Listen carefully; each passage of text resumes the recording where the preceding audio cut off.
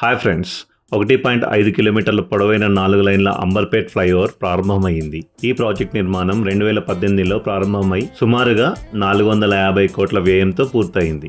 ఈ ప్రాజెక్ట్ కోసం 300 కోట్ల భూసేకరణ ఖర్చు చేయబడ్డాయి. ఈ ఫ్లైఓవర్ గోల్నాక నుండి MCH క్వార్టర్స్ సమీపంలోని పూర్ణోదయ కాలనీ వరకు విస్తరించి ఉంది. అంబర్పేట్ ఫ్లైఓవర్ నిర్మాణం పూర్తి కావడం వల్ల ఈ ప్రాంతంలో ట్రాఫిక్ సమస్యలు తగ్గడంతో పాటు దూర ప్రాంతాల నుంచి వచ్చే వాహనదారులకు ఎంతో ప్రయోజనం కలుగుతుంది. వరంగల్ హైవే హబ్సిగూడ అంబర్పేట్ మార్గాల్లో ట్రాఫిక్ కష్టాలు తగ్గించేందుకు ఉపయోగపడుతుంది. గతంలో ఈ మార్గంలో ప్రయాణం చేసేందుకు 30 నుంచి 40 నిమిషాలు పడితే ఇప్పుడు 10 నుండి 15 నిమిషాల్లో చేరుకోవచ్చు.